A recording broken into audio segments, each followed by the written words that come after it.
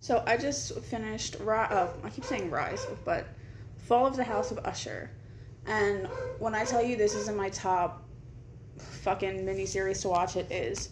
Now, Mike Flanagan's three miniseries that I know of are Haunting of Hill House, Bly Manor, and House of Usher. And House of Usher is number 2 for me. It goes Hill House, House of Usher, Bly Manor, because this just took the fucking cake.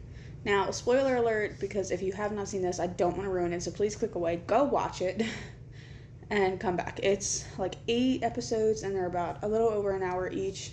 Some of them are a little over an hour. But it's well worth the watch. And you see a lot of familiar faces in here from other series, and if you've watched a lot of TV, you'll see a lot of familiar faces. But anyway,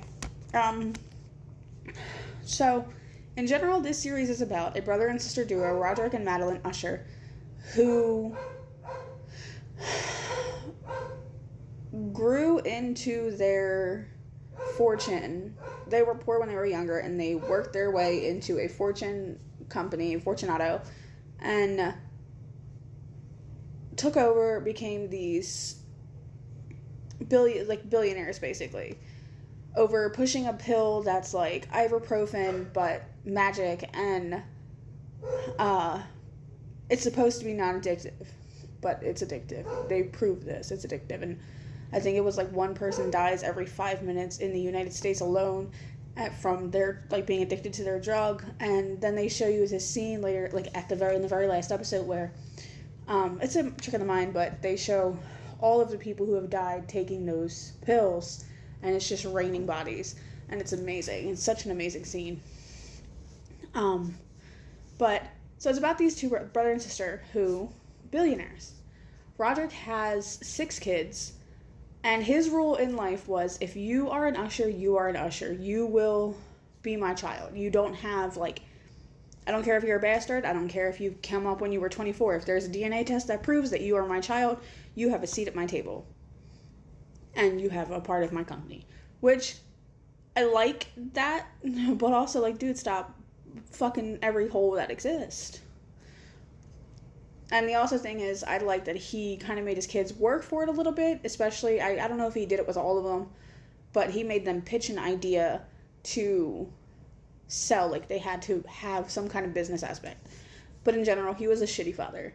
He was a shitty father, a shitty husband, a shitty brother, or not a shitty brother, because the only person he treated with respect was Madeline. So pretty much in general, he was just a shitty person. And in this series, at the beginning, his company is being sued because of all the people that have died from their the opioid pandemic and shit like that. So his 6 kids, Camilla, Leo, Frederick, who I don't see for some reason on this list, but Frederick, Tamerlane, Victorine, and Perry. I don't know what Perry's real name is. I call him Perry because I don't know how to pronounce it, and I know that's... Oh, Prospero? Prospero. Okay. So that's not the order that they were born in, but that is all of them. Tamerlane and Frederick were from his first wife, Annabelle Lee. And the whole time you're watching this, you're seeing flashbacks of Roderick, Annabelle Lee, and his kids, the 2 kids, and you're wondering oh, where did the rest of these kids come from? Was he a philanderer? Did she die? What is happening? And you can tell that he never remarried any of his exes, any of the mothers of his children, except for this one woman named Juno, which personally I think she had no fucking point in the series. I know there was a point to her in this series to prove that she was addicted to his drug and stuff like that. She was his project. But honestly, I didn't see a point in her character. Now, throughout the series, his children start to die. Brutally and mysteriously, in a sense. But they start to die.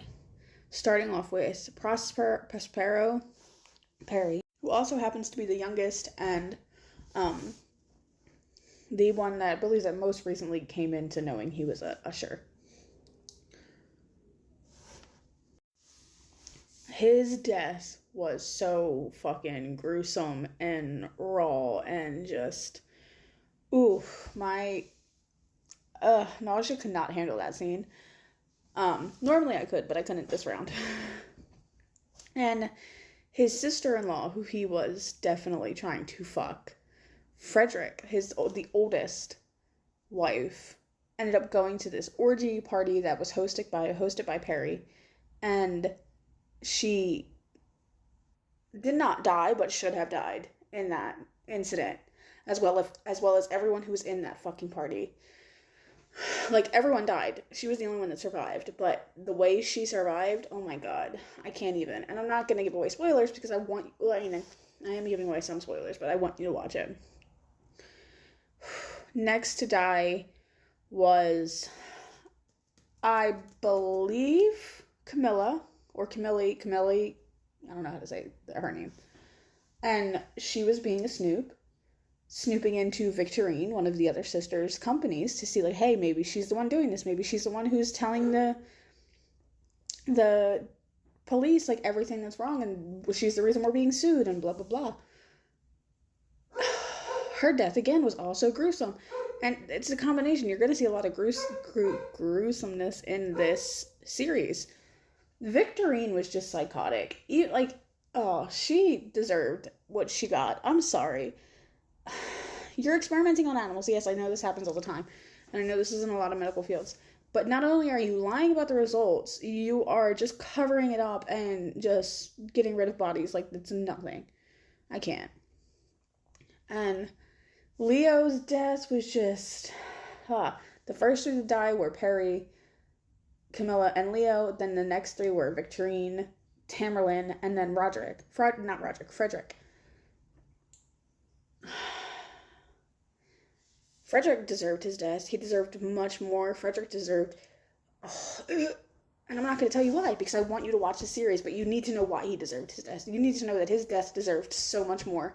And when she killed him, yeah, that's beautiful. Then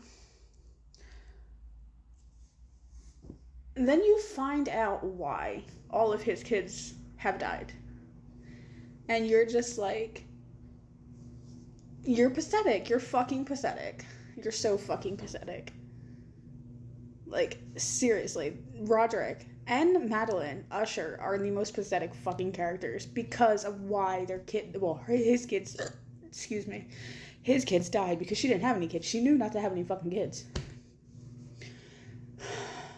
So, major spoiler. Major spoiler. He basically sold all of their souls. They made a deal with a woman in a bar, who I guess is like the devil or the crosswords demon, and so is, in a sense, she would give them everything they ever wanted. All the fame, all the fortune, all the money, all the power. They would be a thriving success until the day they naturally were supposed to die. Like, say if they were supposed to live to 100, they would live to 100. If they were supposed to live till 70, they would live till 70. No problem. And what was the catch? The next generation of children would pay the price. So all of Roderick or Madeline's children or grandchildren or great-grandchildren would die. And the bloodline would end when they died. Like, they would all die first. Madeline and Roderick would have to watch them die. And they died. And then, like, they would die. So, it's just so fucking twisted. And they agreed upon the deal. They did.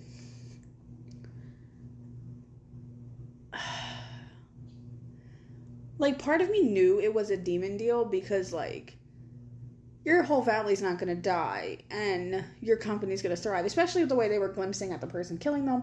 It's like, part of me's like, yeah, it's a demon deal. They sold their souls or something, right? I did not expect them to sell their children's souls. I just thought the demon was, like, collecting up all of it to torture them, you know?